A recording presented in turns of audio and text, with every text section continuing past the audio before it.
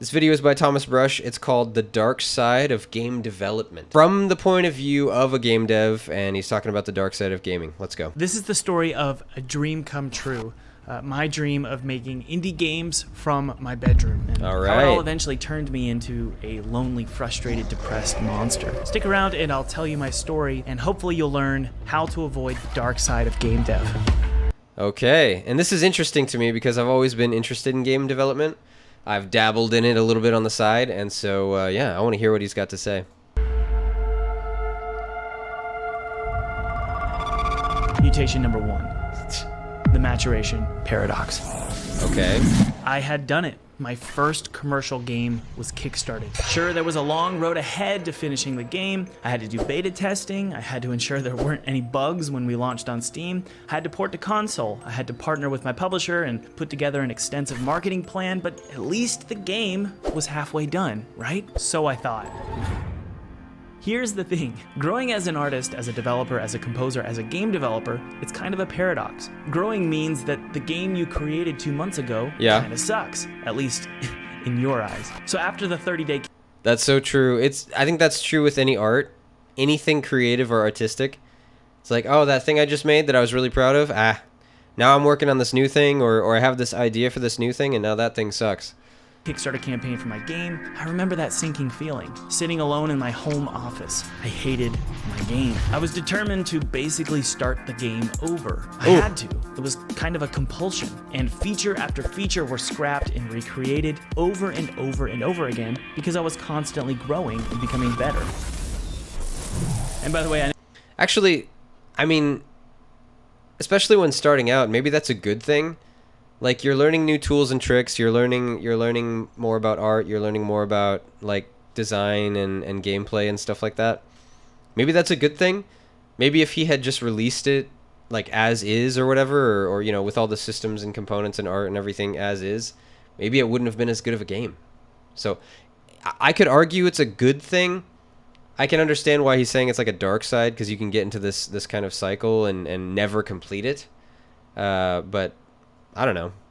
Maybe at least starting out, that's a good thing. Like, yeah, just keep revamping, keep improving, so that you can put out the best, you know, first game or second game that you can.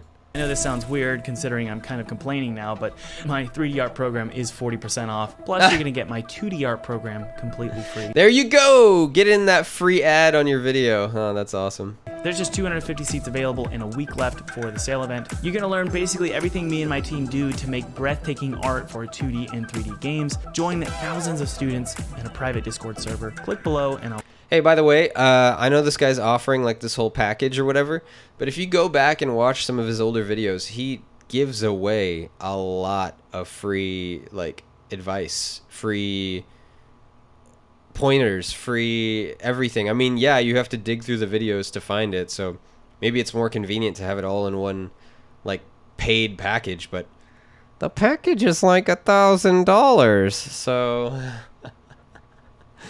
Maybe just go watch his videos and you can get some free knowledge. I'll see you there. Mutation number 2. Diminishing highs. Diminishing So highs. I'm probably depressing you by now, but stick around to the end of the video because I will discuss the cure to these mutations. You know that feeling when you master... Okay, there we go. He's got it down. You give him the lows and then you treat him with the highs. All right, that's good. Or something, it feels amazing. You're kind of self-impressed. It's kind of like a high. You've figured out your way around Unity or Unreal. You've completed Unity's C# course. Maybe you've written a kick-butt piece of music for your menu, or you've finished your enemies and they're super fun to kill. It's an addicting feeling mastering something, and you pursue it, kind of like a drug. Well, because of the first mutation, you hate the work you made a day before. So that high of mastering more and more elements of game development begins to diminish. Yeah, I guess I could see that. Especially, you get to a certain point and you feel like well, hopefully it takes years to get to this point because, in my opinion, mastering something, becoming an expert at something, it takes a long time. You shouldn't feel like a master at something after like a year. And that's an opinion thing for me. And it's probably different based on whatever career or hobby or whatever you're dabbling in or working on. But like game development, I mean, it's game development. It's so multifaceted. Like level design, like sound effects, music, art, uh, like the code, the game systems, right? There's so much involved, and each one is very like there's so much to it. So to say that you're a master at game design or being a game developer, an indie game developer, that's insane to say after a year or two, because there's just so much to it. So I don't know. I think it would take a long time to feel like you were a master at this. But yeah, that's just me. 10 to 15 years of diminishing highs, I'm now at a point where I'm rarely self-impressed. In fact, I'm kind of Yeah, I mean, I could see that. I could see that at his point. 10, 15 years later. But for someone just starting out, it should take, well, maybe about that amount of time, like 10 to 15 years to feel like, oh, I am a master. I know a lot about this. self-sabotaging. I'm in a constant state of regret about yesterday's work, yet I'm always pursuing that high. In fact, it's become a problem for me as a father. Instead of leaving the office feeling satisfied, I leave the office feeling defeated, and I spend the rest of the night in my head trying to solve a problem, fix a bug, or tighten a gameplay element, as opposed to genuinely spending time with my kids. That is frustrating. As a father myself, I could, yeah. I mean, maybe not frustrated about like not making things better, or I forget exactly what he just said.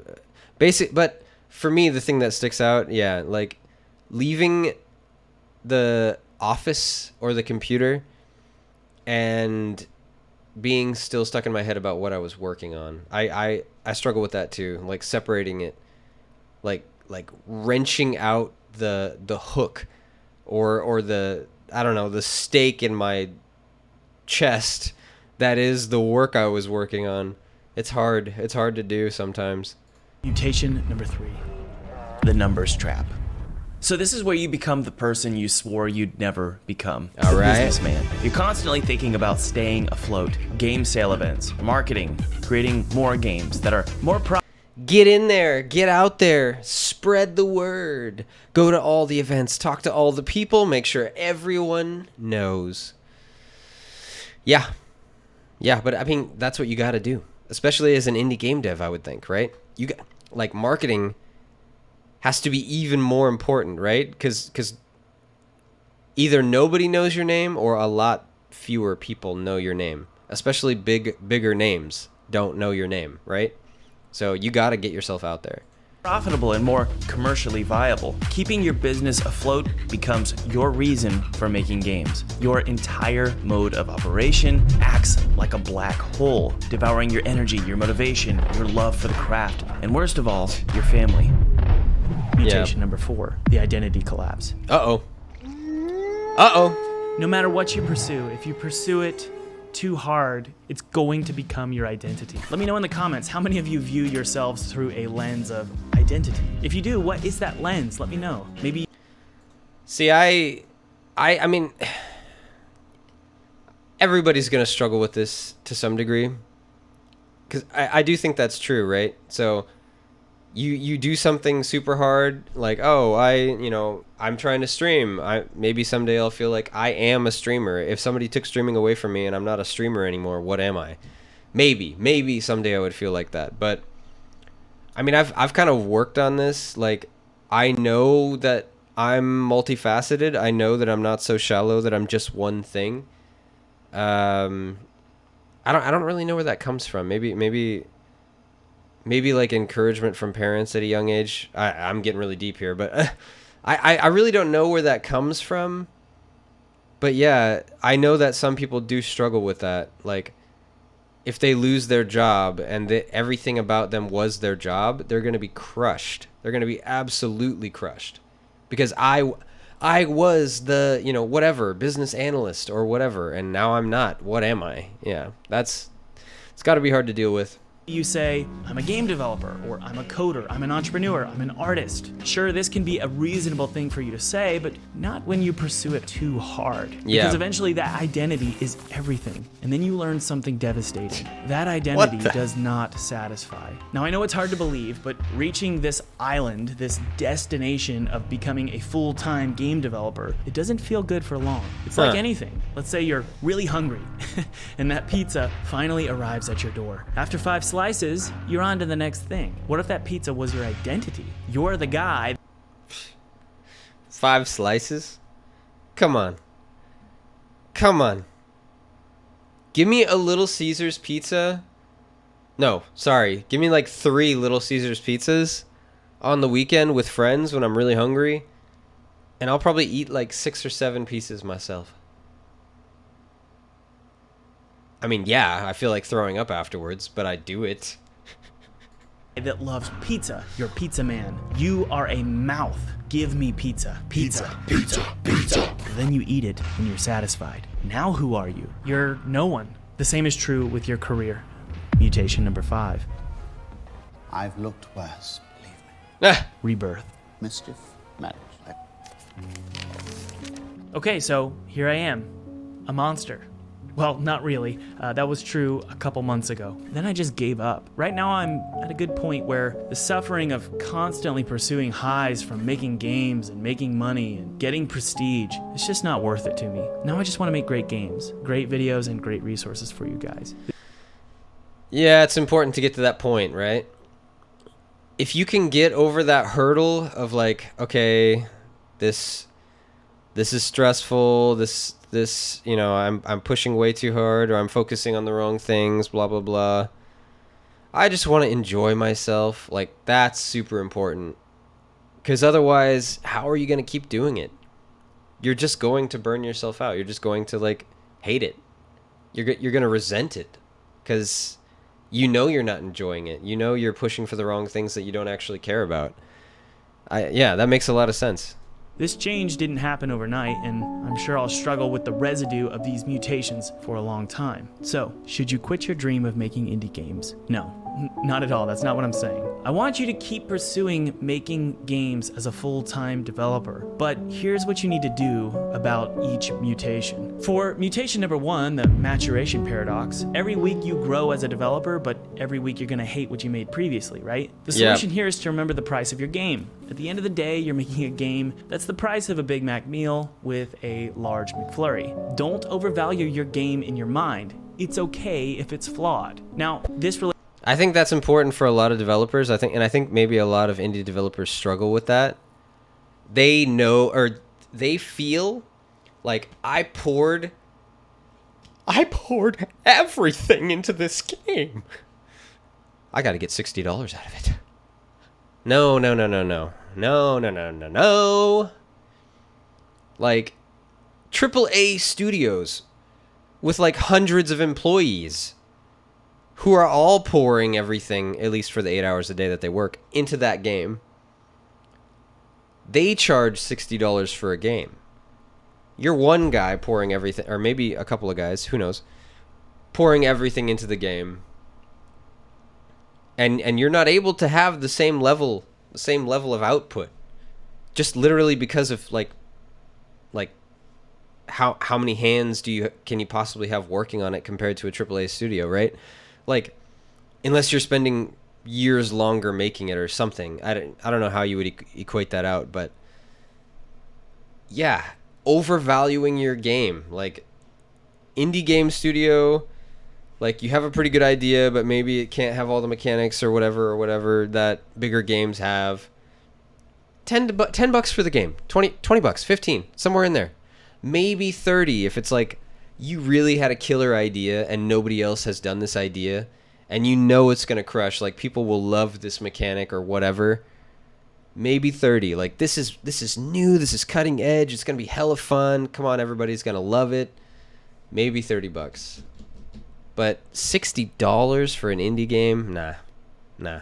Relates to mutation number 2, which is diminishing highs. You're constantly pursuing a high and ego boost from your work. The answer here is to just know that this high is going to go away. You need Yeah. to budget for it emotionally, plan on it. Know Yep. that eventually getting high off your work is a losing battle. Instead, see your game as a product. It's kind of like the answer to number 1. See it as a project that needs to be completed to make some money for your family. Yep. Of course, this solution may cause problems with the next mutation, which is the numbers trap. The numbers trap, sadly, is almost unavoidable. It's almost impossible to convince anyone that isn't currently making money that money isn't that great. All I can say here is what Jim Carrey said. And by the way, what Jim is about to say is actually a solution to mutation number 4, which is the identity collapse. Okay. Because ultimately, we're not the avatars we create. We're not the pictures on the film stock. We are the light that shines through. All else is just smoke and mirrors, distracting, but not truly compelling.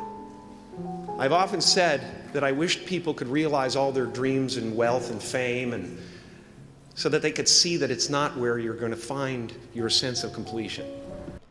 That's so true. That is so true. I back that up so hard. Anybody out there who's seeking fame and fortune, like, we see it all the time, and I think we just choose to ignore it because the fame and fortune sounds so enticing. Like, oh, I can't pay these bills, or oh, whatever, like, life is so hard. I would way rather be famous and rich. No. Not really. Because I really believe this. This may be a hot take or whatever, but like, life, and this is getting way deeper than the stream probably needs to, but maybe it's gonna help somebody out, so I'm just gonna say it. So life is all about like purpose, right? If we don't have purpose in life, if we don't feel like we have purpose, if we don't believe that we have purpose, life kind of becomes meaningless. Like, absolutely, it becomes meaningless. Like, for me, I have my family. Like, I have a wife and children. I have purpose. Like, I need to be there for them. They need me. I mean, I need them, you know, because they pull me out of like dark times, right? They provide me real like reward in my life and joy. Money does not do that. No matter how much money you get, and things do not do that, right? Everybody's bought a new thing before, whatever it may be, and like, maybe it's a watch, maybe it's a new game console, maybe it's a car. You get the new thing and it's exciting for a while, or maybe you enjoy it for a long while, but the new thing eventually gets old, or it gets scratched, or, you know, damaged, or eventually stops working, or, you know, needs to be replaced. You don't get that joy out of that thing anymore, or excitement, or whatever, that smile on your face.